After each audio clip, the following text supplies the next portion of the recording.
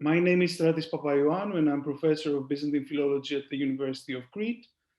And it is my great pleasure to be chairing this session devoted to Krystina Kubina's book on Manuel Philis. I shall begin as the format desires with a few words about Dr. Kubina and the book, and shall be very brief so as to allow for Krystina to present her work, a presentation that will be followed by questions from the audience who may post questions in the Q&A box. Krystina Kubina is a postdoctoral researcher at the Austrian Academy of Sciences in Vienna, working on late Byzantine poetry, 13th to 15th centuries.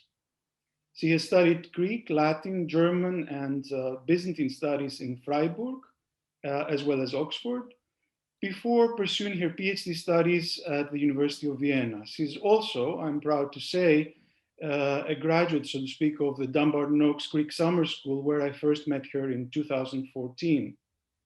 In 2018, Krystina graduated with a thesis on Manuel Philis, which forms the basis of the book presented today. She has been a visiting scholar at the database of Byzantine Book Epigrams project at the University of Kent, and a summer fellow at Dumbarton-Oaks. Her current research focuses on various aspects of late Byzantine poetry, working on authors as diverse as Patriarch Germanos II, the Salentine Greek poets, Maximos Planoudis, Stepanos Vouropoulos, and John Evgenikos, etc. And others. Her next major publication will be an annotated anthology of Byzantine epistolary poetry, which she co-edits together with Alexander Riele, and which will appear in spring 2021. Now, the book presented today, titled Die enkomiastische Dichtung des Manuel Philis, Form und Funktion des literarischen Lobes in der frühen Palaiologenzeit, the encomiastic poetry of Manuel Philis, the form and function of literary praise or literary encomium in the early Palaiologan period, published by the Gruyter in the Byzantine's Akif series, is, in my view, a masterly foray into the mechanics and social dynamics of the art of the encomium in verse form, and specifically the poetry of Manuel Philis, perhaps the most ingenious poet of Palaiologan Constantinople. For me, personally, the work not only threw me, so to speak, into a world which I did not know well, that of the Constantinopolitan high society of the early 14th century, but also allowed me to revisit and rethink certain aspects that ran the diachrony of Byzantine learned literature, such as issues of orality and textuality, of patronage and performance, more specifically the concept and practice of what Krystina calls the brief gedicht, the epistolary poem or epistle in verse form, and finally what she poignantly calls the grammar of praise. The book, that is, fruitfully probes some old and also raises some new methodological as well as material considerations. But let's hear from the author herself. I shall now turn off my microphone. Krystina, the floor is yours. Well, thank you, Stratis, for this very kind introduction, which in a way was a fine example of ritualized praise in 2021. And thus it leads us directly medias in res into the topic of my book, which is, as you have rightly said, praise. And more specifically, the thousands of verses that Manuel Philis addressed to his contemporaries in order to praise them.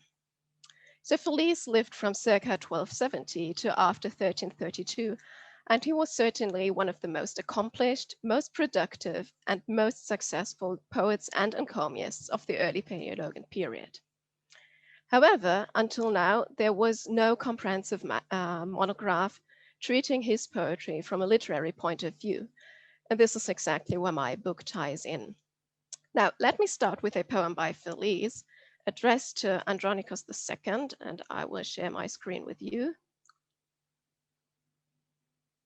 I hope you can see that.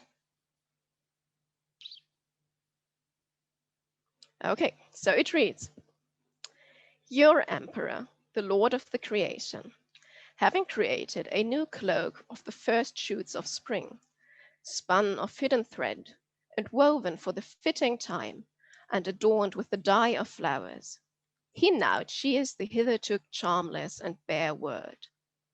But you, emperor, you pass over Phillies, me, your earth, the dust on which you tread. So how is this proper for a philanthropic nature who imitates Christ himself? For in no way my nakedness lies hidden, even if somebody soon hides my hunger."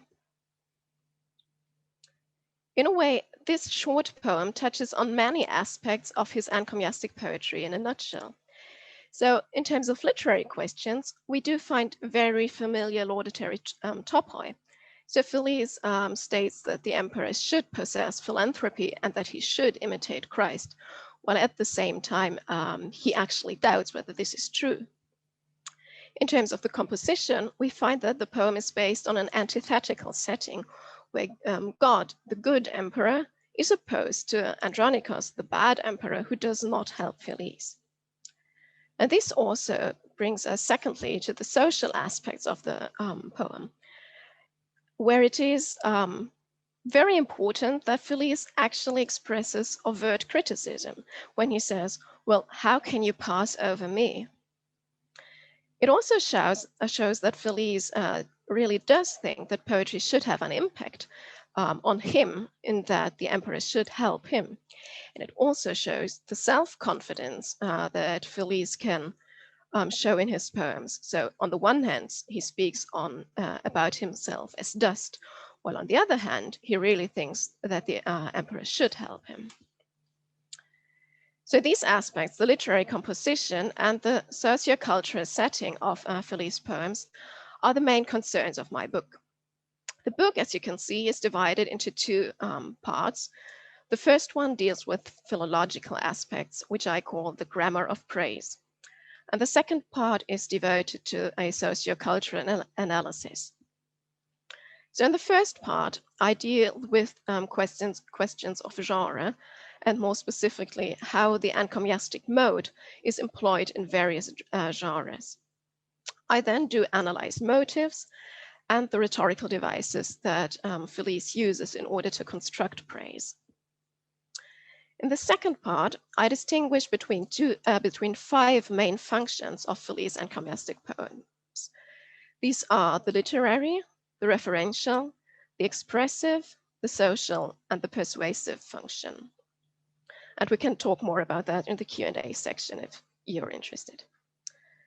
After that, I go into questions of production and reception of his poetry. So I analyze the occasions and motivations for him to write poetry. I address questions of media, such as inscription of poems and the oral performance of other poems. And I also do address questions of recontextualization. Every chapter is concluded by a case study in which I analyze in depth one single poem with regard of the aspects that I treat in the chapter before that. So, one of the things that I found most intriguing during my research is how much information we can actually gather about Phillies' ideas of what writing and reading poetry means from his own writings. So we do learn a lot about what he thinks is good poetry. And first and foremost, of course, a refined rhythm and a good meter make up for good poetry.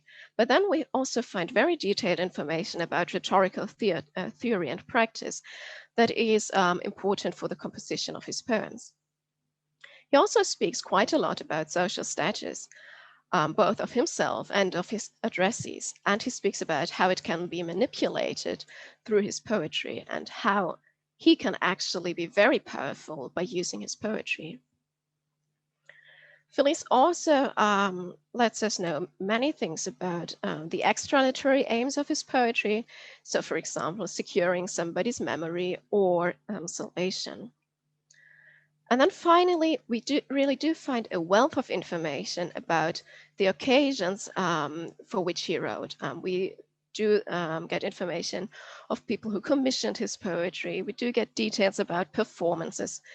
So in the end, we really get a very vivid picture of how Felice thought his poetry should be read and of why he wrote poetry and to what end. So having dealt with Felice for quite some years now, I got a twofold picture of him.